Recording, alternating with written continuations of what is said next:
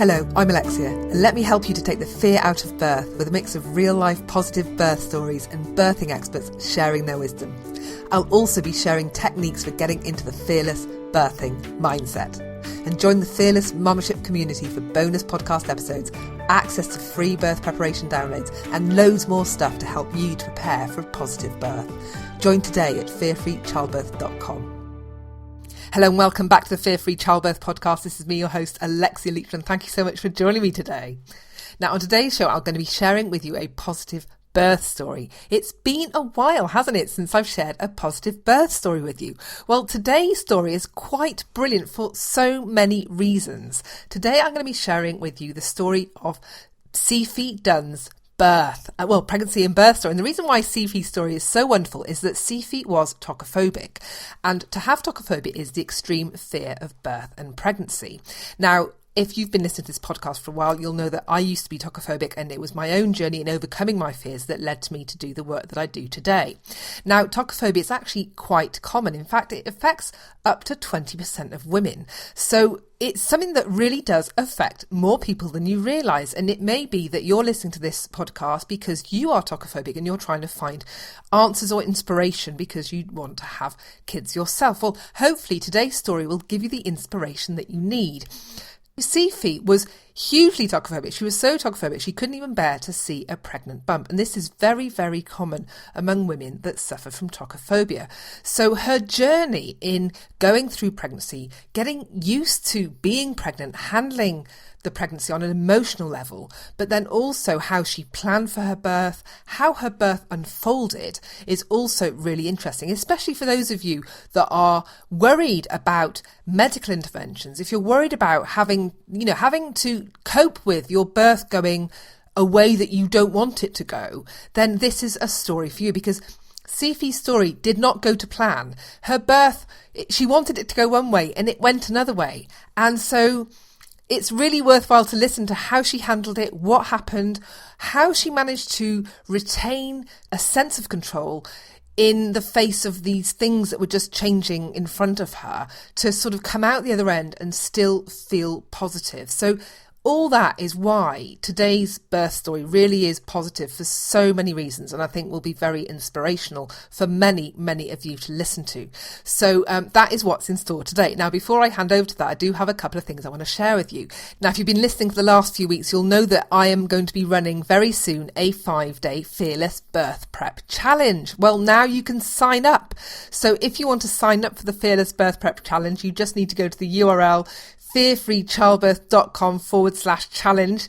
And the Fearless Birth Prep Challenge, it's for you if you're pregnant and you want help to basically figure out what you want for your birth and cut through all the overwhelm that you might have on Google or wherever it is, when you're planning your birth and you just don't know what you want and you don't know where to get the right information, and you're confused, you're feeling a bit fearful, you're feeling a bit all over the place with it, really, just to help you to get back to a calm and confident place so that you can feel that you can look forward to your birth. So this challenge is for you. So basically, if you want to join us on the 5-day challenge, it's all going to be kicking off on June the 12th. So if you want to join us on the challenge, you need to be in it, which means signing up for it. And so, as I've just said, you can go to the Fearless Birth Prep Challenge sign up page, which is fearfreechildbirth.com/challenge. You can just head over to the Facebook page. There's a link there. We can sign up straight from the Fear Free Childbirth Facebook page as well. So I've hopefully made it super, super easy for you to come and join us on the challenge. And if you know anybody who's pregnant who could benefit from being on the challenge, then please send them over. Get them to join us. The more the merrier. It absolutely is going to be something that I hope will help a lot of women to feel a lot more confident about their birth. And certainly when you listen to Cee Fee's story today, one thing, the thing that she really imparts towards the end is the value of being well prepared and the value of being well versed in birth matters so that you can navigate the choices that you're facing with ease and with confidence. And she credits that with being what it made the difference for her in ensuring that her birth was a positive one in the face of it all changing, you know. So yeah, preparing for your birth really is worthwhile. So yeah, come and join us on the Fearless Birth Prep Challenge. And also, if you haven't joined the Fear Free Childbirth Facebook group, then do come and join us in the group. We've got some Facebook Lives happening quite regularly and lots of lovely support from all the members that are joining. There's quite a lot of people joining every week at the moment. So do come along and tell us where you're at in your pregnancy. If you have any questions that you want to put to me or any of the other birth professionals that are in the group, then do come and join the Facebook group. Okay, enough of that. Now back to today's chat. Today, as I mentioned, I'm chatting to Cee Fee Dunn. Cee Fee she was tokophobic. She had an incredible birth experience. And there's just so much to learn from listening to Cee Fee's story. So without further ado, here's the time that I spoke to Cee Fee all about her pregnancy journey and her wonderful birth. I hope you enjoy it.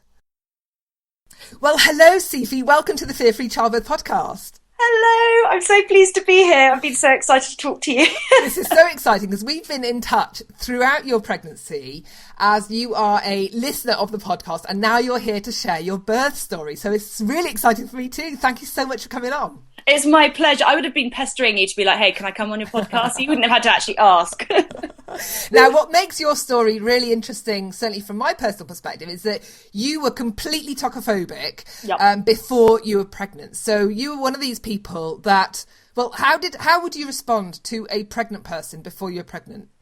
Okay, so I'm better around pregnant people now, and actually I work as a pre and postpartum trainer as well, so coach. So it's kind of handy to actually be able to cope being around pregnant people.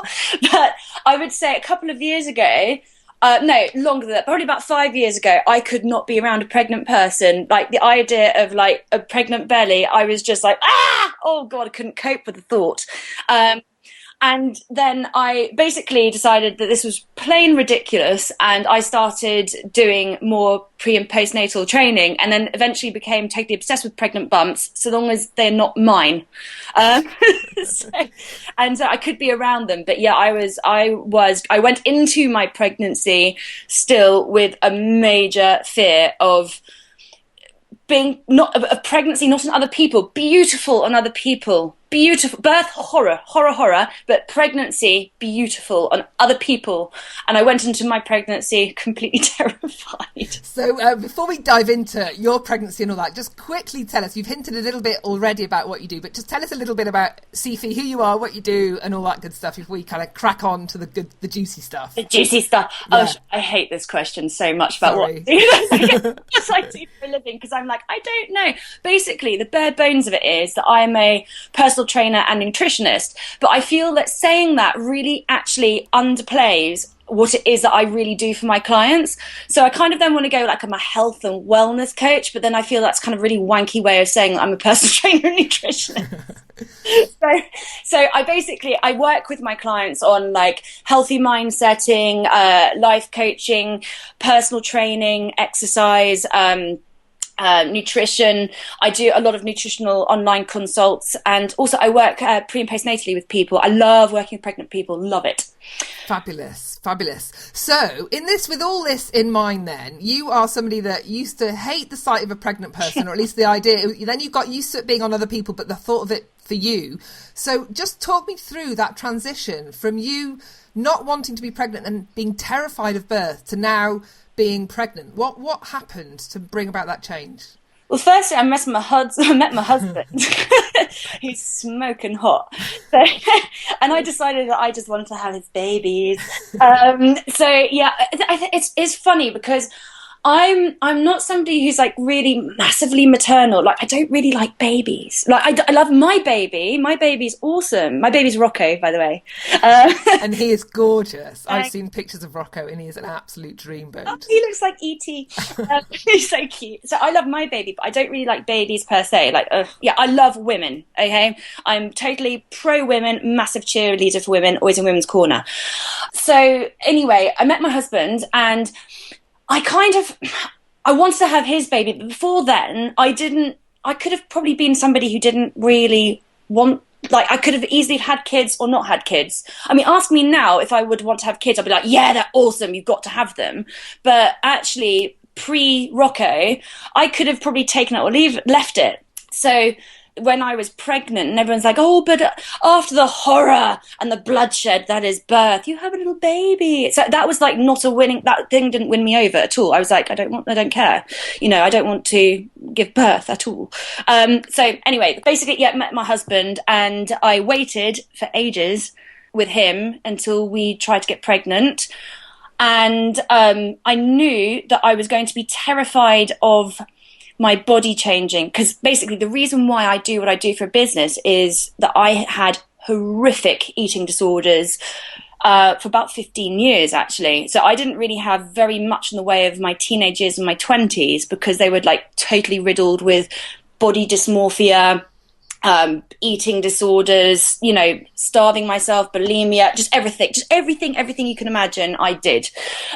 Massive one for self-sabotage me. So I always knew that I was going to be nervous about like my body changing, but I also ignored the fact when I was trying to get pregnant, how terrified I was about the idea of having this 9-month pregnant belly, because of course it didn't occur to me that it would gradually grow. It would be suddenly I would have this 9-month pregnant belly and then have to give birth.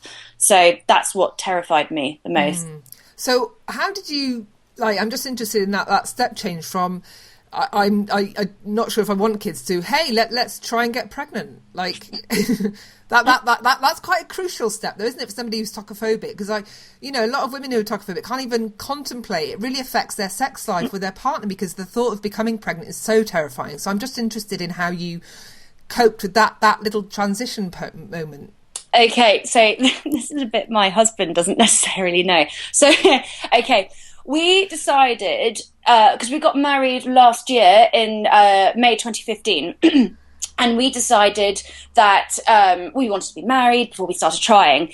And basically, when we first started sort of trying to have a baby, I was basically, I don't know a way of subtly saying that I was trying to avoid it.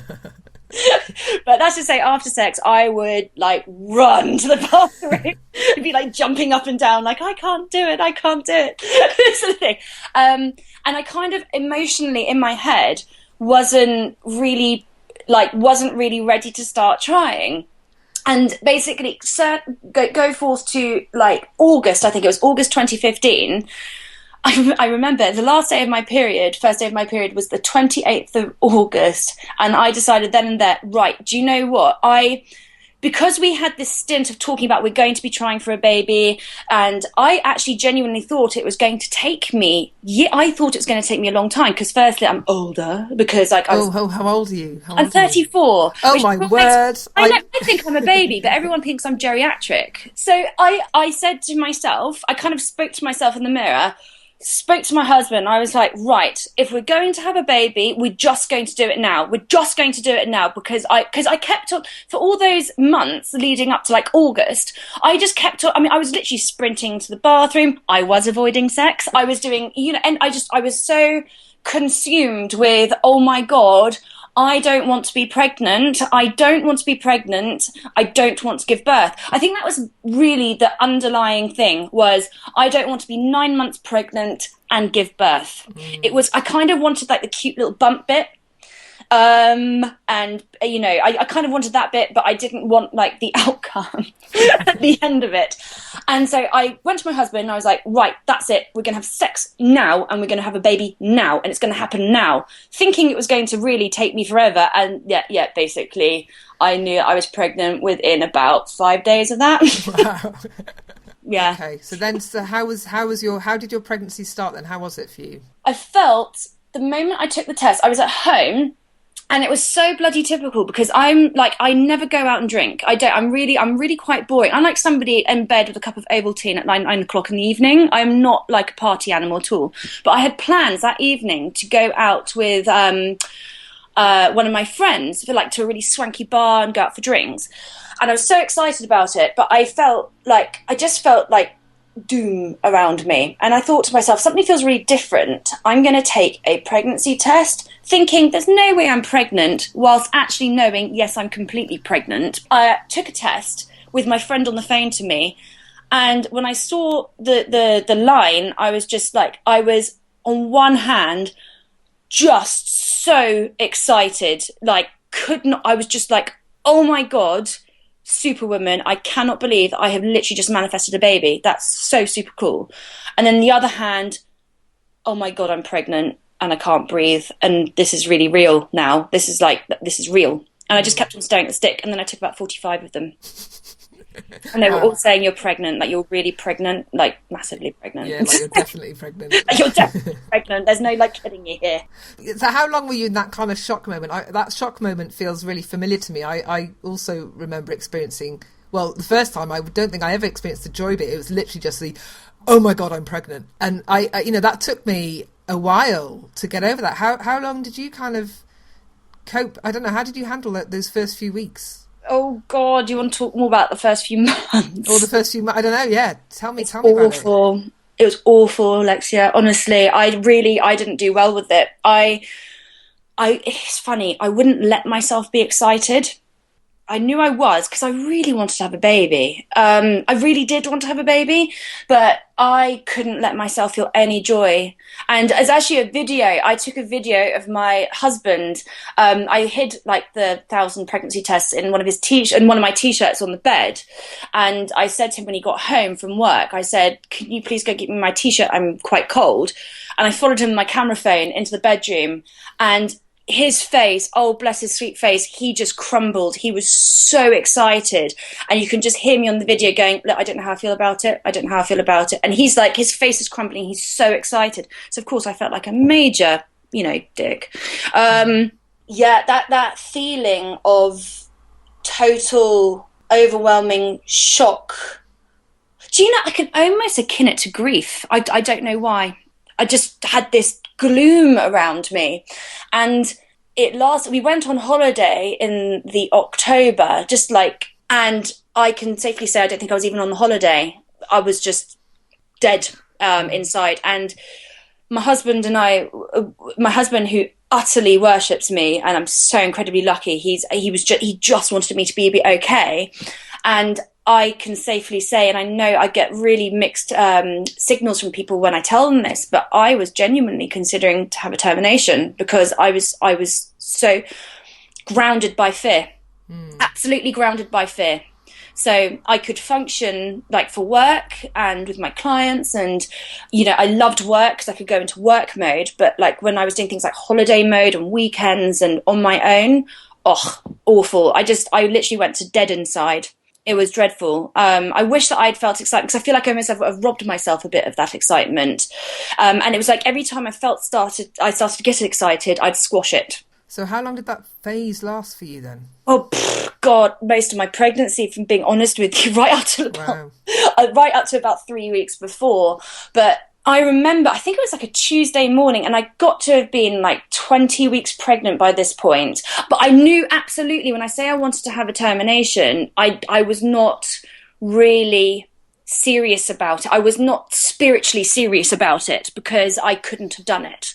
Do you know what I mean when I say I wasn't spiritually, I couldn't have done it, because I knew that I wanted to. So I kind of got it into my head that, do you know what? This is something you want, and Cee, you are a master at, and I am a master at conquering my demons. And I have been, because I had, when I say horrific eating disorders, I think if I hadn't have done the amount of self-work and mindfulness that I had done, I can honestly say my eating disorders would have killed me. I would have been that kid in the news, like saying somebody's just died from, So I knew that I had the emotional capacity to be able to work through these fears. But I had this constant internal dialogue of anxiety and fear about just about pregnancy and childbirth. And what is it about other women who turn into just horrible people when you're pregnant? They think they're being helpful and lovely, but they just want to remind you of just how dreadful it is to be pregnant and heavily pregnant, and how awful childbirth is and the most awful pain it is. And then they just want to dive into sharing you every horror story that ever was. And then you turn on the TV, and then there's like the worst ever, like one born every minute, and The Walking Dead, and just just every horrible thing that could possibly happen. So I felt like this kind of negative mindset of fear was being fueled by everywhere that I was going. And it was at the point then when people would even start saying nice things about being pregnant and childbirth, I kind of would shut it off. I wasn't even open to it.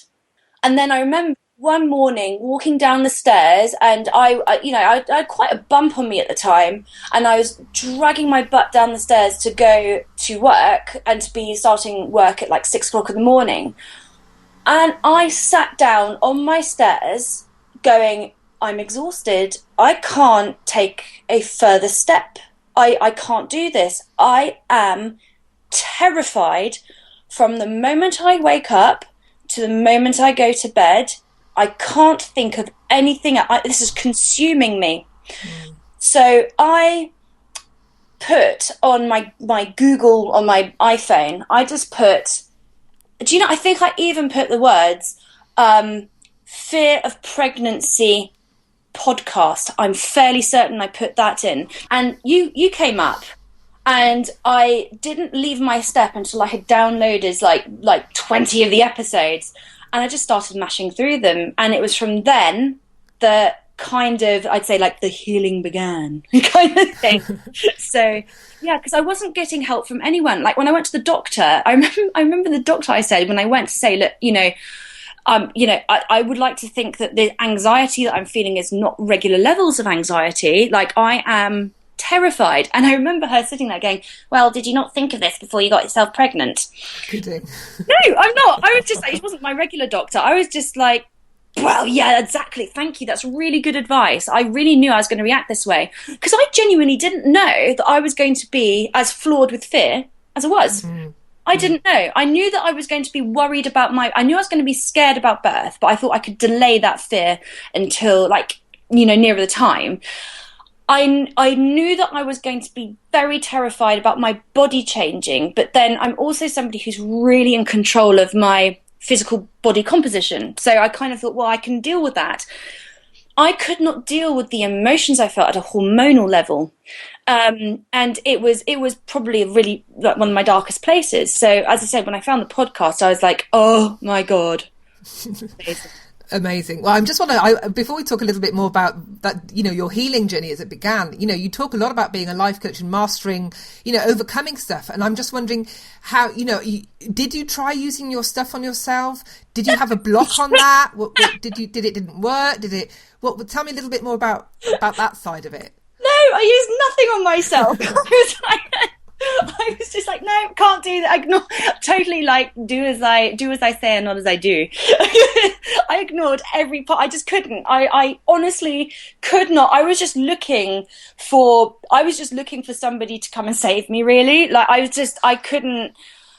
can't describe the dense emotional fog I was in. I was not capable, outside of exercising and eating well, I was not capable of doing anything. So I just put my research hat on and almost, one of the biggest things that I coach people is to be in action. I think we can spend a lot of time in like pre-contemplation and languishing in good ideas. But then when it actually comes to it, people always don't necessarily want to do the work. Yeah. And I was that person. I didn't really want to do the work. I didn't want to do the work to kind of help heal myself from this fear.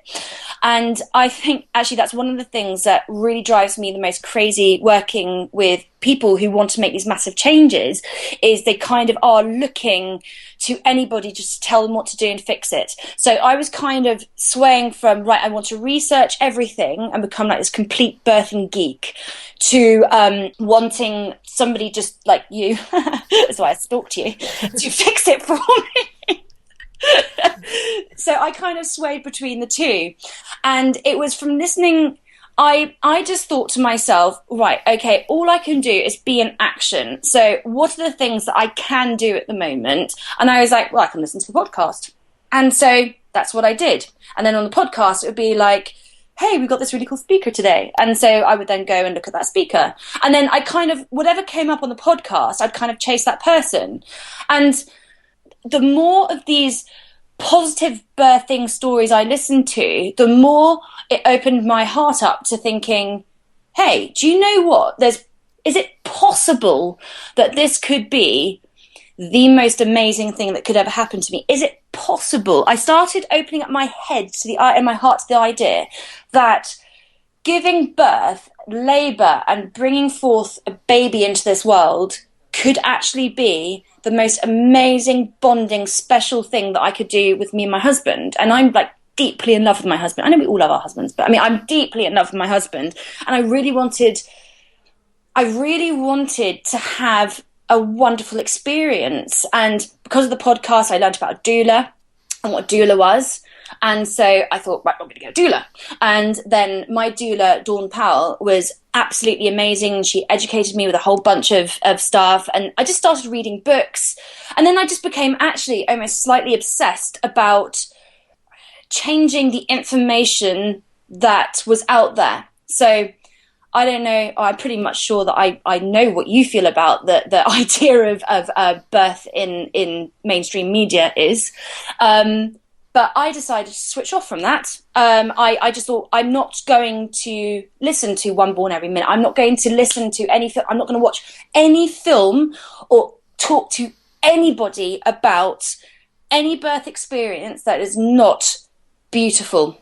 It's really funny because people kind of kept on wanting to tell me their horror stories. And so I just ended up having to be like, listen, I would really love to hear your birth story, but at the moment I'm not in the place to be able to listen to this. Because I do believe that everyone's birth story is beautiful and everybody's birth story needs to be shared. But I do kind of think for people who've had horrible, horrible tales of giving birth, they probably should share it with a therapist and not a pregnant woman who's about to go into labour. And that's a horrible thing to say, I know, but like, don't tell me your birth story when I'm literally about to go and have a baby. So yeah, I just put myself in action. And so that was the one bit of advice that I give to all my clients, which is be in action. And I put myself in action to seeking out the most beautiful stories that I could. And I became obsessed with YouTube. Like, YouTube is amazing for finding beautiful birthing stories. And then you had like a hypnobirth. I think it was Sophie Fletcher on the show. And so I was like, right, hypnobirthing, great. I'm going to hire a hypnobirther. And I hired a hypnobirther and I did private sessions with her. So whatever came up on the podcast, I just used it as a way of being in action to research something. So did you do any of the stuff on yourself? Did you actually tackle any of your fears directly? No. So basically you were able to, by taking action, by researching, by finding a great team of people to support you, by filling your mind with positive stories, was enough for you to be able to overcome your fears? No. No. Do you know what? I think it was one of those things where I really started to open up to the idea that birth could be beautiful. And it was really weird. On a very deep level, I couldn't really believe it because it just felt like it was almost when people kind of knew how much I was researching my birth, and when people knew, I mean, people research strollers for like days on end, and that's just what you're going to put your baby in. Do you know what I mean? I couldn't understand why it was weird that I would want to research, you know, my choices when it came to giving birth. Like, for me, that's like a bizarre thing. Like, I have a real deep respect for childbirth. And that is something that came to me from my research, was just actually how amazing childbirth is, how amazing women are, how it could be the most beautiful connecting thing I could do with my husband to really cement our relationship together. So in a way, I just chased the dream even though I didn't believe it. So I didn't believe I could really have that, but I knew that I really wanted it. And so therefore, it's another thing which I sort of kind of deal with my clients quite a lot. A lot of the time when I work with clients, they don't necessarily believe they can be where they want to be.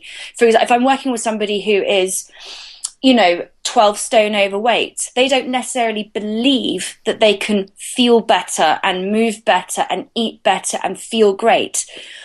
So I always sometimes tell people, put the belief down, and that's work towards what we want. So that is basically what I did. So I suppose in a way, I worked towards what I wanted and not what I believed was possible. And that was the best thing I ever did. But just before, like about 3 weeks before I gave birth, the fog and the mist lifted. So I'm absolutely convinced that my fear was kind of, it was like a hormonal imbalance. Like I was not reacting well to the hormones. They are. And the hormones magnify anything that you experience emotionally anyway. So if you've even got a flutter of fear, the minute the hormones are in there, it just becomes this huge, scary thing. So yeah, a lot of what you're saying sounds incredibly familiar to me. I kind of, I was that fearful person in my first pregnancy. God, I was so fearful. And then, like, the fear, like, it's really funny because I decided also that I'm going to start blogging about this. And I use things like Facebook and my own blog. I did a few little bits and pieces. And I started writing actually about my fear because I just kept on thinking to myself, why do women, I know so many women who approach their birth dates with like the sword of Damocles hanging over their head. It's like we send women into childbirth terrified.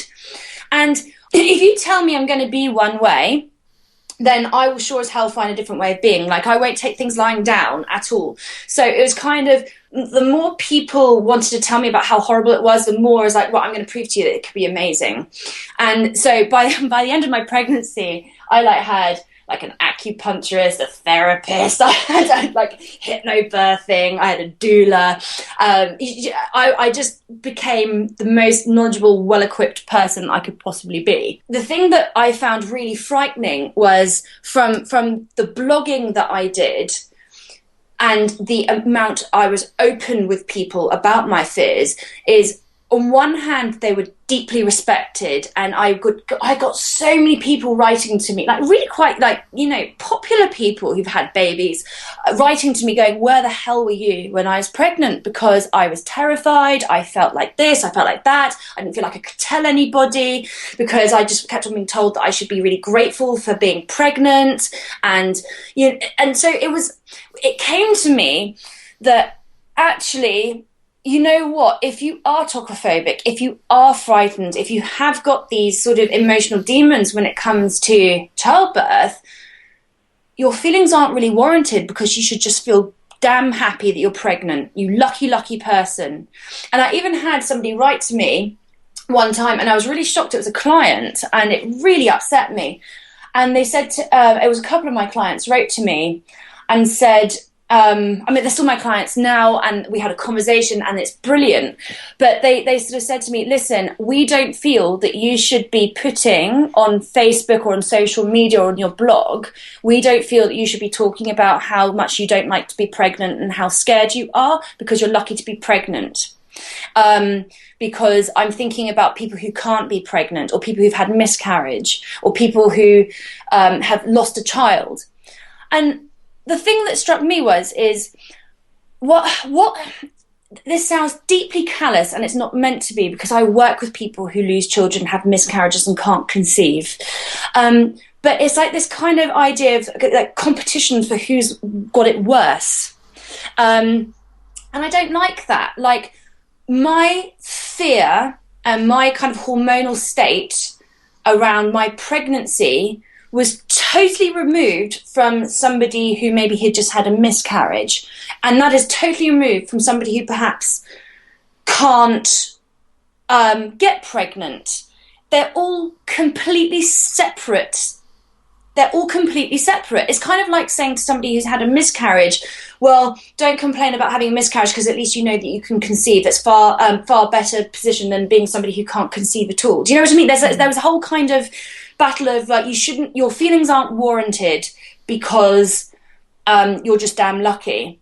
So that obviously made me just feel like I was even bigger because I wasn't connecting to my bump at all. I wasn't connecting to my baby at all. So that's kind of what I was really interested in exploring. So did you at any point start to connect to your baby during your pregnancy? No. And actually, this is the one thing that I had to find a different way of being, because I knew, as I said before, this is a very wanted baby, a very expected and wanted baby. But no, I could not connect to it at all. And again, I felt like a real a-hole for not being able to connect to my baby. And like people were like, oh, you're feeling a kid, because they're wonderful. And in the end, I just started going, yeah, it's gorgeous, I can't wait. No, but I felt, and I'd go home and cry because I felt nothing. So I didn't even have, when people were telling me their pregnancy horror stories and their birthing horror stories, I didn't even feel like I could get to this place of, but I'm soon going to have a baby and it'll all be worth it. Like, people go, oh, it's so worth it, and they smile at you. And I'm like, I had no connection to this baby at all. And there was one thing where I was very interested from listening to your podcast quite a lot, and I love what you talked about with several people about your baby marinating in your emotions. But that was something where I actually had to switch off from that. So, of course, I always say to people, you're not going to like everything here, are you? You've got to take what you like and leave the rest. And I realised that idea of my baby marinating in my emotions actually made me feel like I couldn't do that. So I kind of developed a new belief for myself. And beliefs are just beliefs, aren't they? I mean, what are they really? They're just beliefs, okay? They're not anything. They're just beliefs, and they're what they are to you. So I liked the idea that he was he wasn't earthside yet. So he must have been in a state of what could be total bliss. Yeah, because he doesn't know what it is to have any demands put on him. He doesn't know what it is to need anything or to crave anything. He's got no desires. He's just in this place of never growing, and everything's there on demand for him. And I actually fell deeply in love with, it sounds so stupid, like I couldn't connect to my baby, but I could connect to my placenta. Oh God, it sounds ridiculous, but I even wrote a whole blog on it, about, I just thought to myself, I love my placenta because I'm so freaking awesome that I have managed to grow an organ that is going to provide my baby with everything he needs, and I can't give him anything more than that. And so I fell so deeply in love with my placenta and the fact that actually, no matter what, my placenta is looking after this baby, is loving this baby. It's like a big cushion in there, just giving him everything he needs. And I know that I couldn't have grown this placenta if I hadn't got the love. And so I didn't do any games of prodding the baby, shining a light, talking to the baby, playing music. I really had to dive into that belief of, the baby doesn't know. The baby doesn't love me. The baby doesn't know anything. And he must be in what must be heaven. You know, to be in a place of no desire, that's amazing. I thought, I'm just going to leave him alone. I'm going to leave him alone. And I didn't connect to him until about 2 or 3 minutes before he was born. And then, wow, did I connect.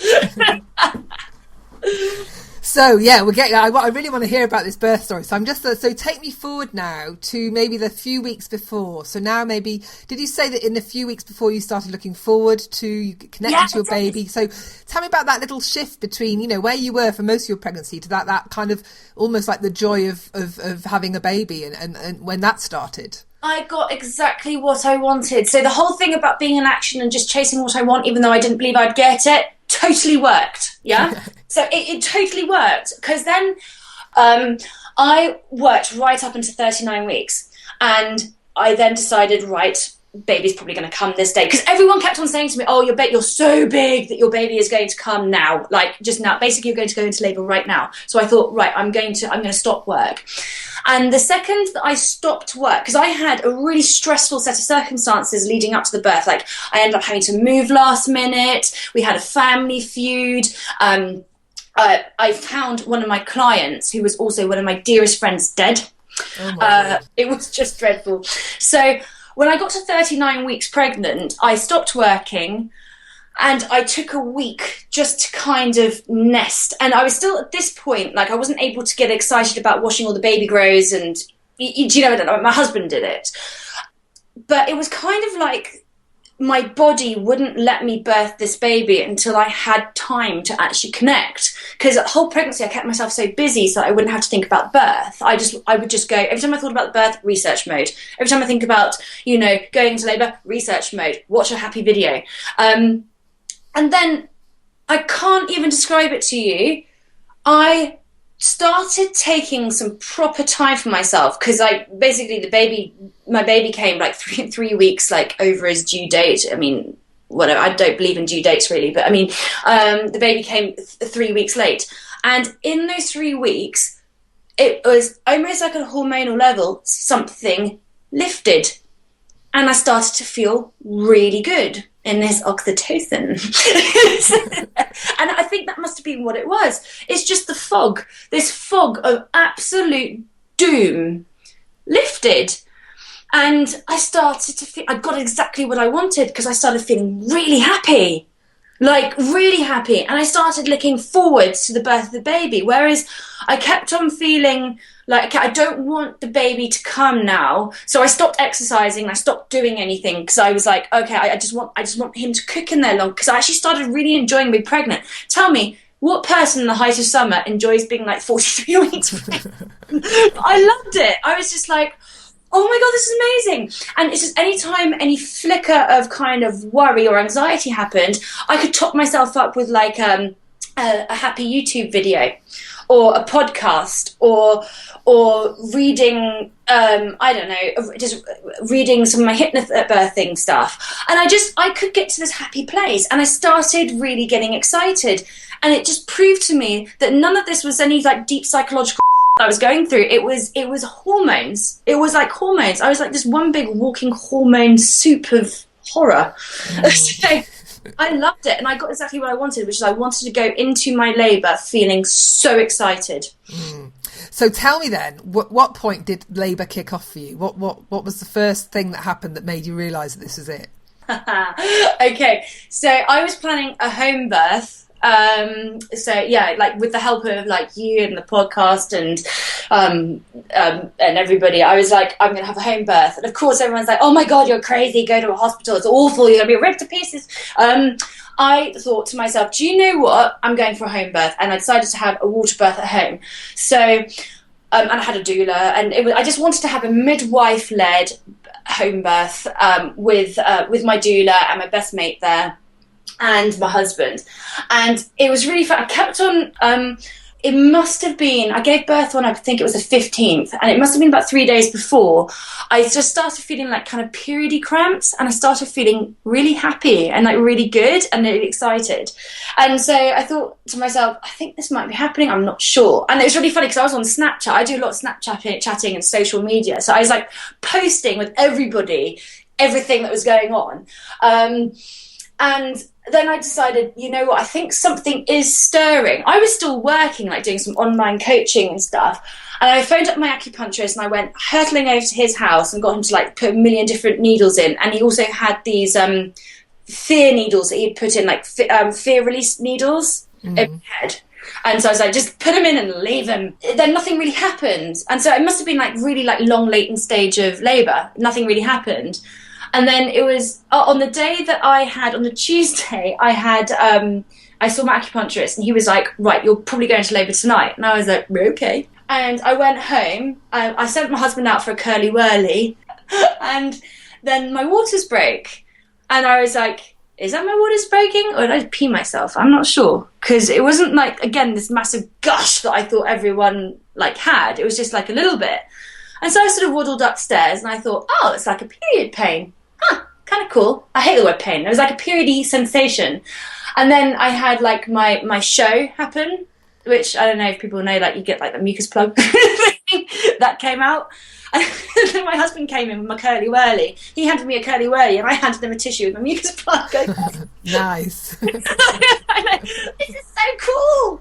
And I just got so excited, and I went straight into having contractions right away. And so my husband's like running around, he's blowing up the birthing pool, and I went into like my labour happened really, it just started quite quickly, and I started having contractions. And so my husband phoned up like the midwife team, we phoned up my doula who could, because we thought she wasn't, because yeah, we're talking about everything going wrong in pregnancy. My doula, unfortunately her dad started getting really ill, and so like literally 2 days before my due date, it was like, I might not be able to be at your birth. So I was like, oh my god, everything's wrong, I can't believe this. But she ended up being able to come, and my best friend turned up first, and then the next thing I know, I was just beautifully contracting at home, and it was exactly what I wanted, Alexia. We had the candles burning, I didn't have music because I didn't want it, I just had the TV on, and my best friend came, and it was just wonderful. I was like filming my contractions, I was trying to like take lots of photos, and I was with my husband, and it was just at home, private. It was lovely. Oh, that sounds lovely. You went on Snapchat, were you? I kept on like on Snapchat going, I think I'm in labour, but then I was in labour, and then I was like, ooh, I'm in labour. Yeah, it's happening. Right, I'm gonna go. So how did labour progress for you then?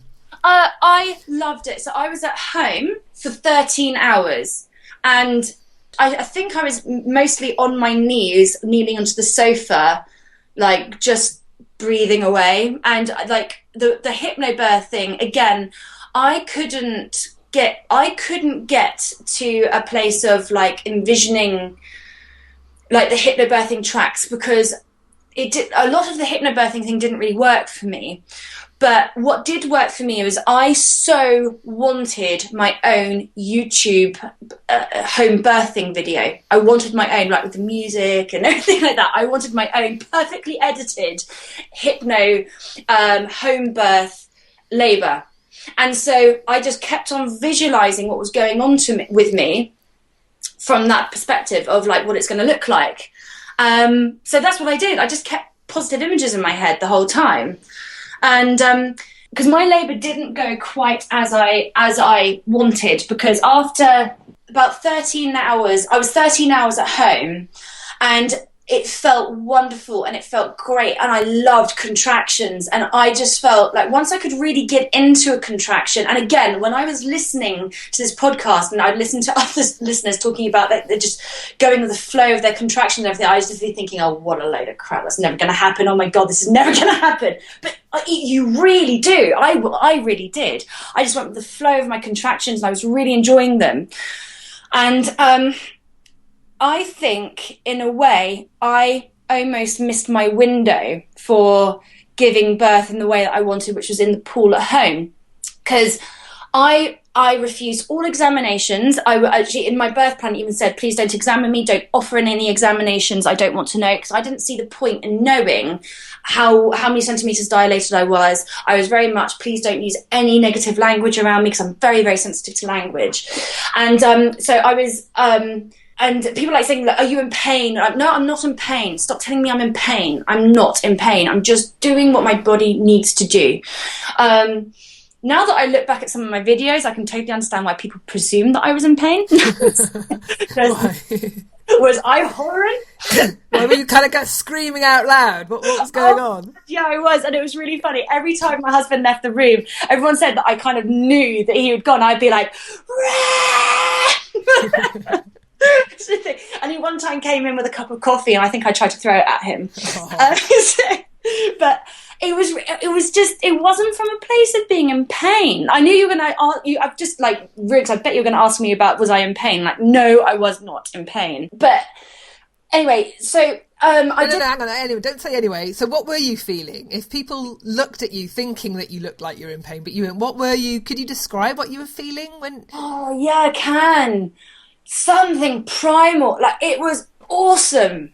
I loved contractions because I'm a really busy-headed person. Yeah, I don't switch off ever. And so when I was contracting, the only thing I could deal with was these contractions. And I can safely say that period pains are worse. Really? Yeah? Yeah, like I cannot... I'm going to get a little bit deep on you here, but I know true pain. Okay? I know true pain. My mother died in my arms of cancer that I watched eat her out. from the inside out. That's pain. Birthing a baby and bringing a baby into the world, it's not pain. It's not pain. I can't liken it to pain. It was the most intense feeling. I didn't even feel them in waves. I didn't even feel like everyone talked about, like, I didn't have a problem with the word contraction. I didn't have a problem with the word waves or surges, nothing like that. They didn't come to me in waves or surges. They were just, they felt like I could liken them to quite intense period cramps. And they were strong and intense, primal, but I just can't tell you that they were painful. I just can't say that they were painful. That doesn't mean to say they were a walk in the park. Yeah. It's hard, isn't it? It is hard and intense, but it's not pain. At least that was my experience as well. I had to dig deep, and I had to like pull everything I had from my strength to do it. But it wasn't a painful thing. It was a hard thing. See, it's really funny. I didn't even find... Okay, this is what I found hard. I can totally get why anyone would describe contractions as being painful. For me, what was hard work was keeping in the mindset that all this is my uterus working a muscle. That's it. Because I'm actually a power lifter as well. That's my sport, and I enjoy it. I compete, or I used to compete and stuff. And I could safely say that, it's just another squat. You know what I mean? It's just another squat.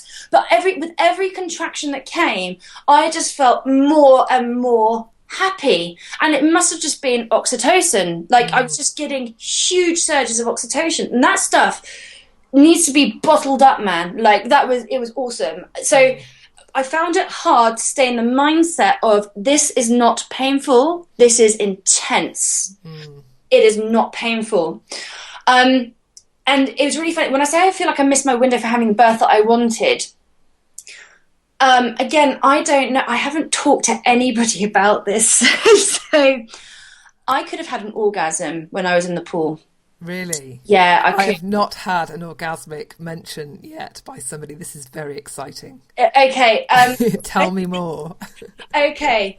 So, right. I loved my contractions. They were so intense, and I wouldn't get in the pool. I didn't have a shower. I didn't want to get in the pool. I didn't do anything that would, what I thought would slow my labour down. Because I was going like, Lexi can do this in like 6 hours. I'm gone for this. That's the thing. I'm going to phone up and say I did it in like 2. And I just wanted to have it quite nice and quick, because it was quite intense. And I decided to leave getting into the pool for as long as possible. When I got into the pool, oh my God, that was amazing. It was so amazing. I was just like, oh, this is awesome. And my husband ordered this flipping community-sized one. So I was like, I got in the pool, and oh God, this is so embarrassing, but I basically started trying to pleasure myself. And it was awesome. And I kept on... I was really trying to go for that, because I just thought, I want to open up, because I could feel my baby descending. I could feel myself opening up. I could feel everything going right. I could feel his head coming down. I felt everything, because I just decided to really try and connect with my body and my contractions, which really surprised me that I was able to do it, but I just could. And I remember somebody saying, you just will be able to do it. So I did. And yeah, I started doing that in the pool. And then for me, that's where it all went a bit I want to say tits up, but not in a negative way. So it might sound, I really want to I want your listeners to understand that my birth did not go as I planned, but that still doesn't mean that it was the most amazing 30 hours of my life. I loved every minute of it, and I would never change a second of it. It was awesome. So with that... So what happened? What happened? My husband then got in the pool with me, and when I was in the pool and I was doing that, I was really conscious of the fact that I had my doula around me, my best friend around me, a couple of midwives there, and it just felt too busy. It just felt too busy, and I felt like I actually became quite paranoid, and because I'm not like the most overtly sexual being ever. Like, do you know what I mean? Like, I'm not prudish, but I'm quite private about that kind of thing. And it just suddenly felt like I actually can't do this. There's too many people here. And then my husband got in the pool, and I remember him getting in and him looking, going to the midwife, she's opening up. And it was from that point where I felt like, I felt everything regress. I felt everything just stop. And I felt my baby boy stop descending. I felt him move into a funny position, and it just, then the labour started happening on my back, in my back passage. And that was intense. I'm still not going to say painful. It was intense, because what happened is between the contractions, I didn't get a break between the contractions. And I went on, I was pushing for apparently what was like 3 hours at home. And they don't usually like you to push that long. But I was pushing, and I knew that I was doing it for no point, because I felt where his head was. I knew that he wasn't there. I then agreed to have an examination, and then I kept on. It took me like an hour, because I was like, yes, I'll have one. No, I won't. Yes, I'll have one. No, I won't. So because I had made up my mind in my head that if they examine me and they say what I think they're going to say, which is they're going to tell me that I'm not as dilated as I was, I'm going to transfer into hospital, because I just think that it will be pointless me staying here and carrying on trying.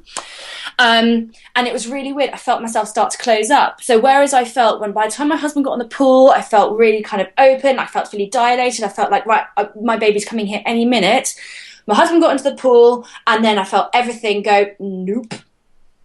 So that to me is where, for me, physically speaking, in my body, it all started to go a bit like, okay, this is not going how I want it to go.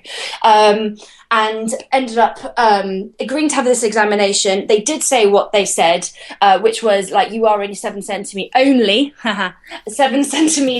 dilated. I hate that. And I knew that I had been fully dilated. I knew I could feel my baby's head there, because I was all up in there, like, yeah, this is amazing. So I sort of said, right, okay, I'm going to transfer. And then at that point, I think my husband was like, are you sure now? And I was like, yes, I'm sure. And it was my doula and my husband were really good. They did exactly what I asked them to say, which was, don't let me make any quick fire judgments. Like, let me sit with it for a bit. And I decided to transfer, and I became heartbroken. Alexia, I sobbed. I sobbed my heart out, not because I was in pain, not because of anything, not because it was too intense, not because I wasn't in heaven. I would genuinely say that my whole of my labour I was in heaven, but I sobbed because I so wanted to have a home birth. And I remember you even writing to me to do some mindfulness to let go of that desire to maybe go with the flow more. And I absolutely went with the flow, but I was gutted that the flow wasn't to be like the home birth.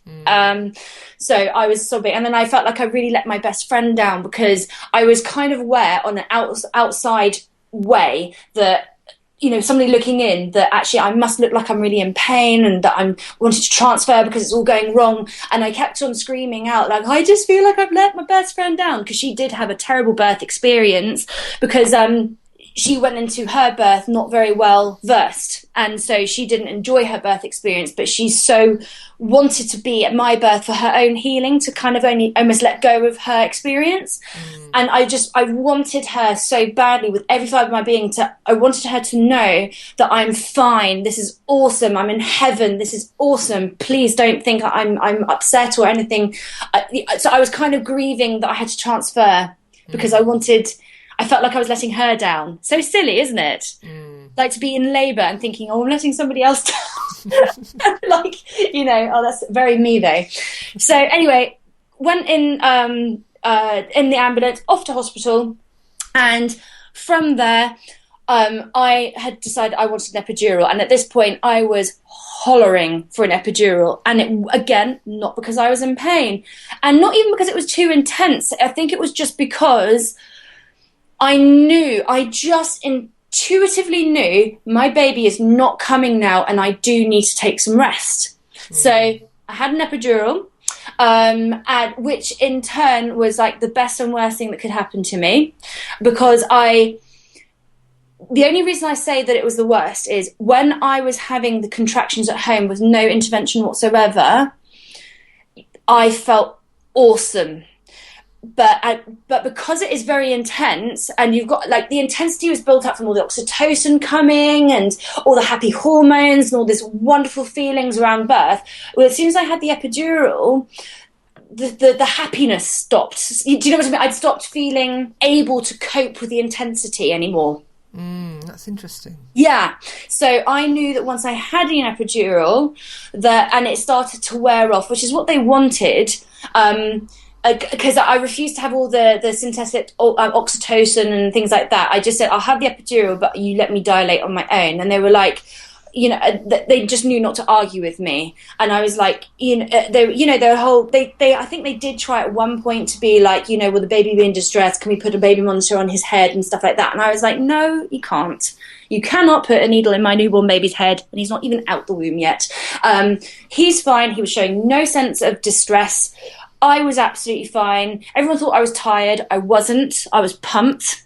I really was okay, like the whole time. So I just want to dwell a little bit about, your interactions with the hospital staff and how, because some women do feel like they're being coerced into stuff, or they don't really know what's going on. So how did you feel? It sounds like you felt really confident and you kind of knew what you were dealing with. And so just talk a little, did I get that right? How was all that going? That's spot on right. Now, if I had gone into my birth uneducated, my birth would have been one of those typical births where I would have turned around and had a horror story. It'd be like, I was ripped in half and forceps and blah, blah, blah, blah, blah, and sort of thing like that. And then I was forced to go on this, I was forced to go on that. And then they started to induce me to keep my labour going. If I hadn't been so well versed in what my choices were, what the outcomes of all those choices were, what certain interventions led to, what interventions would obviously lead to other interventions, what ones I were okay with, what ones I wasn't, then it would have gone horribly wrong. It would have done. But I knew from every angle of every eventuality what I could do and what would be a payoff to whatever. And they knew that I knew. They knew that I knew, because I'd been in touch with like the supervisor of midwives like the whole time, like when they even started talking about like trying to induce me and everything like that, like I just went all like flipping science geek on their asses, like like good for you. Yeah, they just knew that I was somebody who's very, very well versed, and with that they didn't actually put any pressure on me to do anything. So I mean, they came in, they were like, your waters broke ages ago, so therefore we're going to put you on antibiotics. And I was like, is the baby in distress? No. Okay. Is there any sign that baby is not okay? No, he's absolutely fine. Well, I feel fine, so I don't need to have any antibiotics. We need to keep your labour going. Well, why? Like, am I dilating? Because by that point I did agree to have regular checks, because I had said, yes, I want to have an epidural. I then couldn't feel what I could feel before, which is like my dilating and stuff like that. I couldn't then feel that. They did. I have to say, they did actually really respect they respected my wishes. And they didn't do any intervention that I didn't agree to until the very end, where and it was obvious, like when I say that the epidural was the best and worst thing that happened to me, it was the best because I'd been going at it a long time, and they were intense, and actually having a little bit of a break from the back, the pressure on my back passage, that was where it was good. But I did miss the feeling of my contractions because I loved them. What I didn't enjoy was the pressure on my back passage. That was all it was. And again, it's not pain, just it wouldn't give me a break. That's all it was. But when the epidural started to wear off, which is ideal because you want to be able to push and stuff. And I was fully dilated and I was ready to go.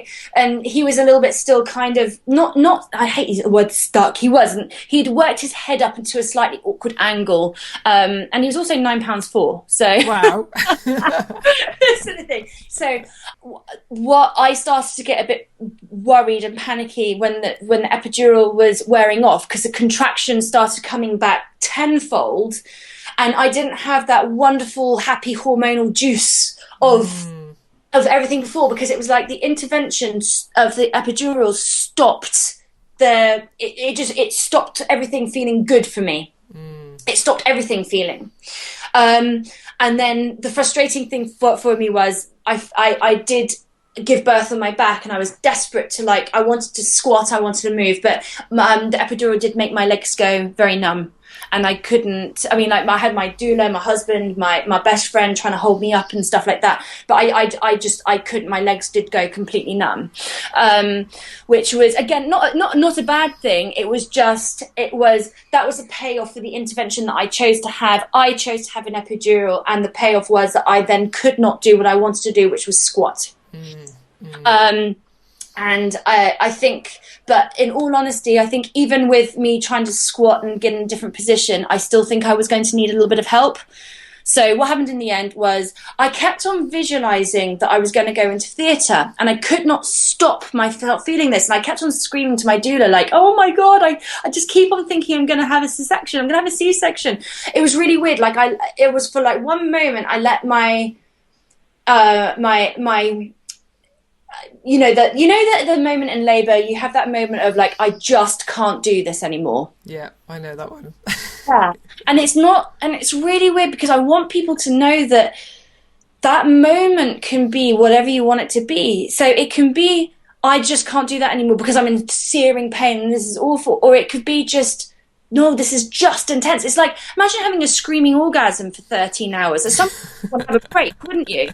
Yep. At some point you'd be like, enough, get off. Yeah. Enough with the orgasm. Yeah, enough, I don't want any more, sort of thing. So it was kind of like that.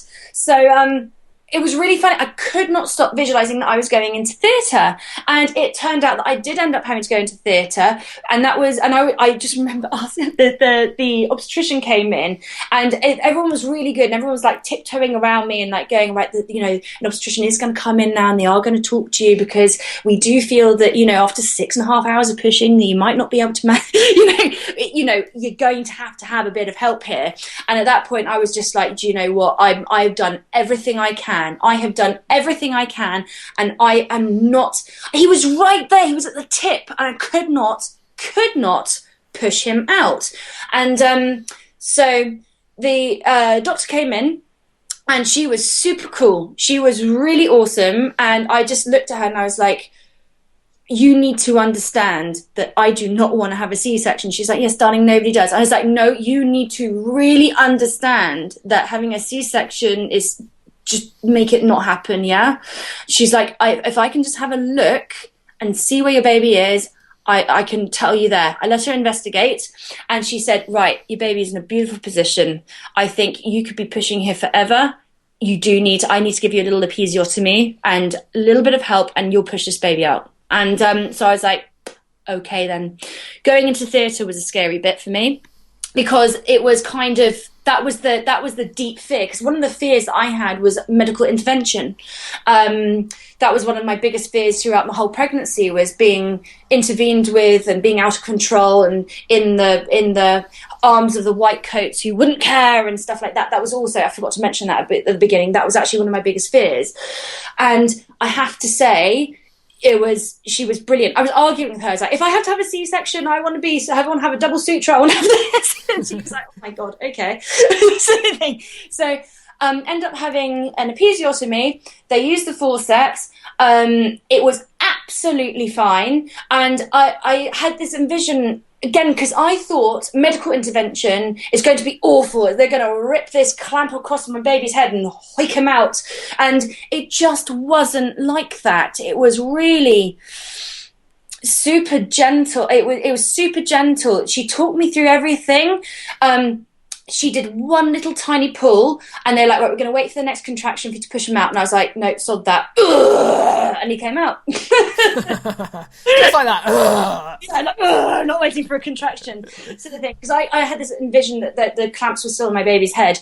So it was really funny because I was so terrified of medical intervention, but because I was so well versed in what would happen with medical interventions, my experience was still awesome.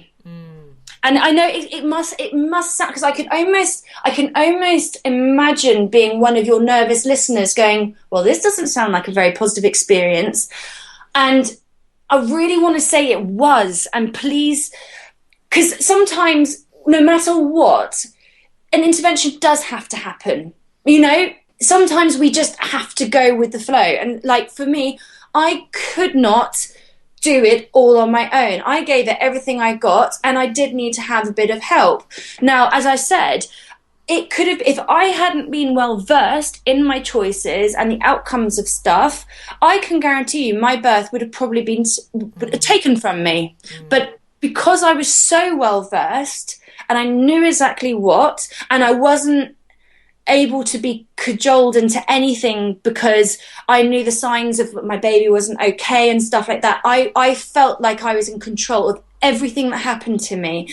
And it was just awesome. It was just awesome. The only thing that I can say that I truly had to mourn was the fact that I desperately, as I said, I was in love with my placenta, and I really wanted to do, I wanted to give birth to my placenta naturally, and I wanted to do a cord tie, not a cord clamp, and I wanted to burn the cord, and I wanted it to be a bit more of a ceremony at home, like the whole separating my baby from the placenta and stuff, and that I couldn't have because it was a theatre thing, and I knew, like, at that point I just wanted, like, and I wanted my baby to be weighed in one of those lovely scarf things and not put on like the scales and stuff like that. So it was the immediate afterwards where I felt like this bit has been robbed from me, but that was circumstance, not anything else. I wanted, like, my baby desperately tried to do the breast crawl up to me, but nobody could kind of hear me going, please help me, I can't get my baby up, sort of thing.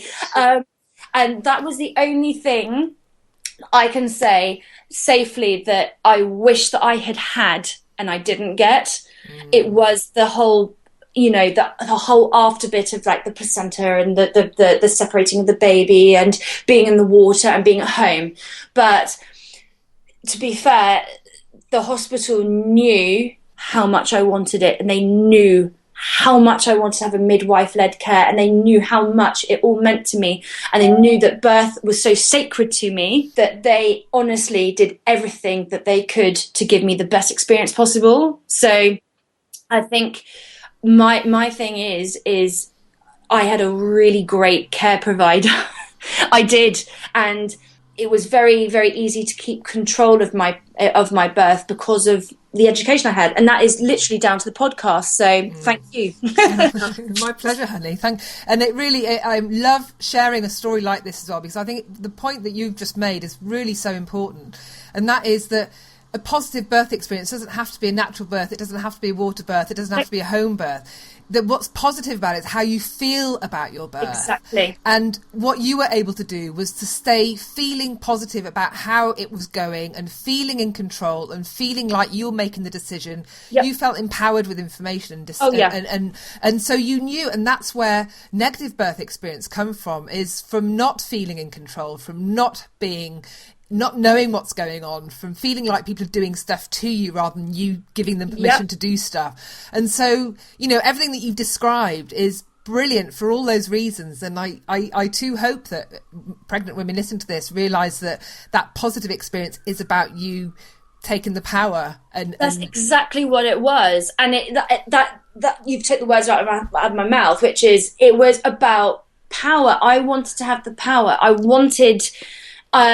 was so scared that everything was going to be done to me and that it was going to be like a medical situation, because that's the thing. My belief was that, birth isn't medical. It's not medical. It's natural. It's birth sort of thing. So, the idea was that actually, okay, I did have to have medical intervention, and I just want to implore people to please research your options. There's so many things out there, free information, this podcast, the information I got from my hypnobirther, just books. I'm staring at a load of books like Ina May's Guide to Childbirth Without Fear, the Hypnobirthing, Catherine Graves, Sophie Fletcher, all these amazing there's amazing resources out there for you to stay in control. And for me, control's like a massive thing. Like I like to micromanage my life. So like I was never going to not want to micromanage my birth.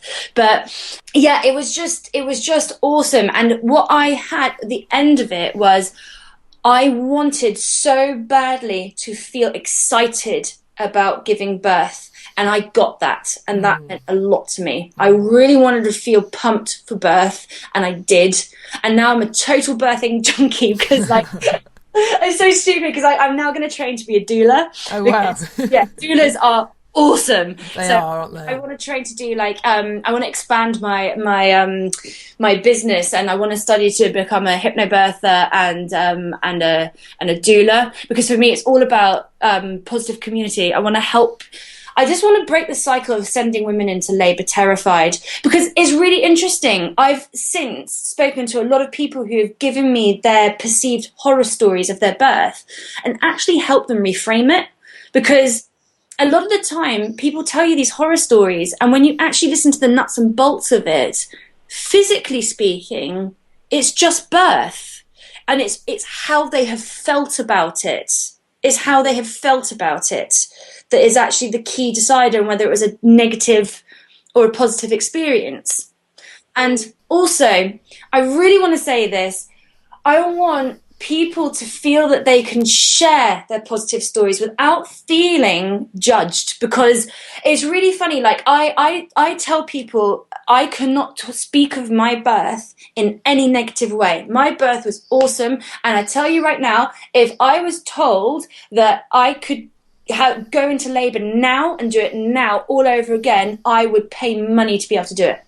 Amazing. I loved it that much. Yeah. The deciding factor in your birth experience, well, it is with anything, it's just how you feel about it. Yeah. So if you can put yourself into a position of power by knowledge, then great. That's what I think anyway. So what would you say? I mean, this is a hell of a journey from somebody that was tokophobic. So thinking about the tokophobic women that might still be listening, if they haven't switched off with all that pregnancy talk and baby talk, that aren't pregnant but want babies but are terrified. And here you are, having done the whole gamut, as it were. How have you got anything that you might want to say to somebody like that, given your journey? Oh, God, yeah. I do. Oh, so much. Where to start? I was that person that people were telling me I'll be okay and I'll survive this, and I didn't believe them. And I wish there was something that I could say to convince you that it is the most awesome thing. For me, I want to tell anybody who is terrified to do the work. Get educated, because it will be, if you are fearful, then that fear is only going to keep on growing, and what you believe is what you're going to receive. So if you are terrified that birth is going to be the most painful, awful experience you can ever go through, and you're getting that kind of validated every step of the way, that is going to be the experience you're going to get. It's up to you to change that around. Childbirth is not painful if you can get your mindset right. And it really my experience now, it seems to be upsetting people when I say it. For me, it was not painful. People seem to think, well, you were really lucky then. You had a really easy time of it. No, I had really actually quite a difficult time of it. I'm saying that in quote marks. But for me, it was just joyful, because I put myself in a position where I was as educated as I possibly could be. And I was able to take control. Open your mind up to the idea that an intense feeling doesn't necessarily mean pain. Yeah, so there are many types of intensity. Intensity does not equate to being painful. Brilliant. And I just want to get a quick summary of your birth stats, if you will. Like how long, like what time did your plug go, and then what time was baby born? Just so I get a sense of that. Yeah, sure. Okay, so he was born on the 15th of June at 11:55 a.m. In the evening. Oh, in the evening. Okay. Yeah, and I think, is that a Wednesday? Yeah, that's a Wednesday, isn't it? And I think it was 30 hours plus. I think it was around 6 or 7 o'clock the evening before. Okay. I think that's when like it was like my plug went.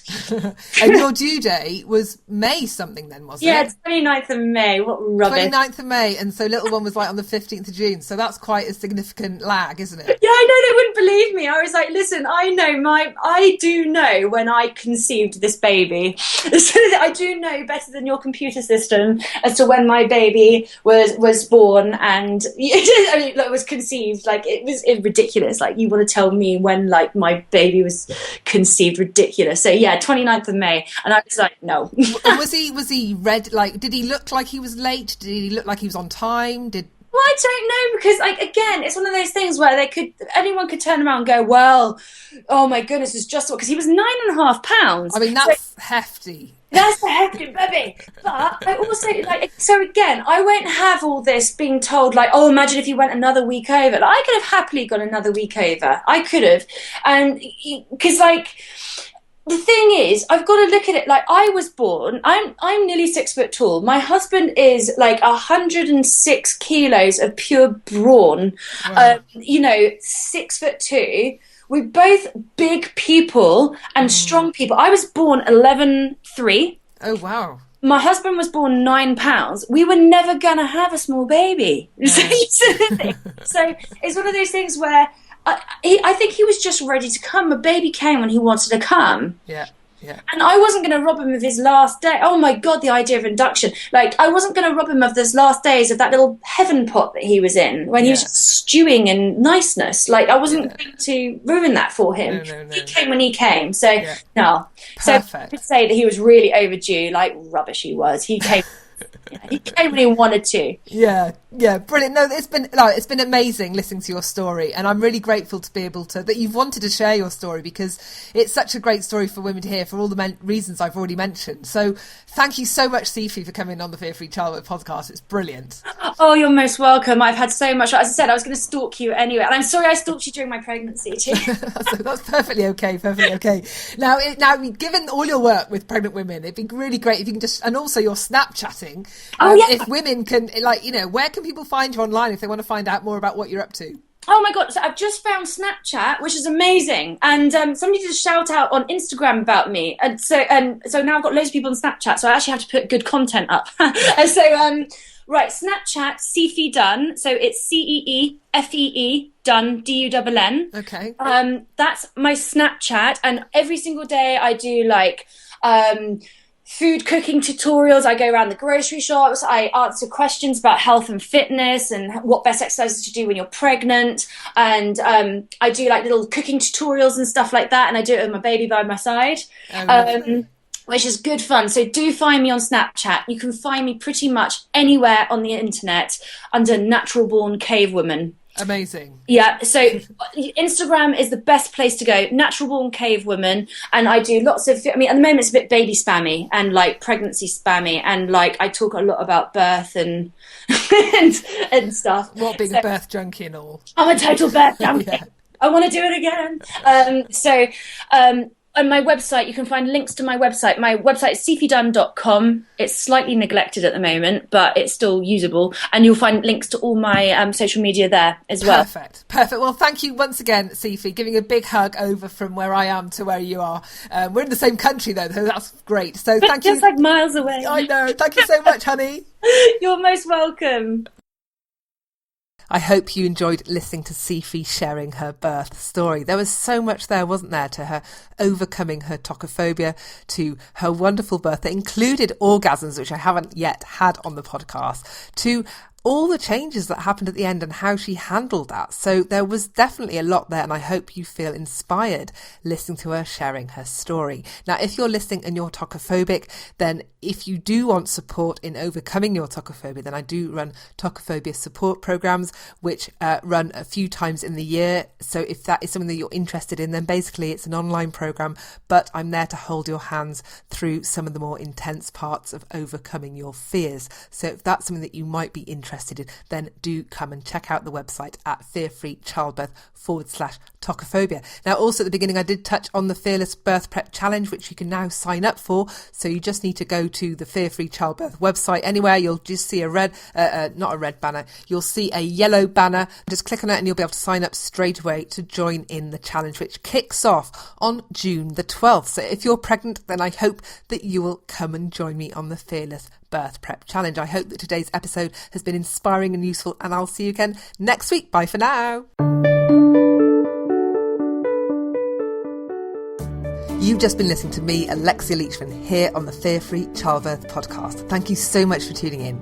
Now, this is just a wee reminder that if you'd like to listen to bonus podcast episodes and have access to loads of birth preparation downloads, my video mini-series on reducing your fears and so much more, then join the Fearless Mummership community today. You can join at fearfreechildbirth.com. Until next time, bye for now.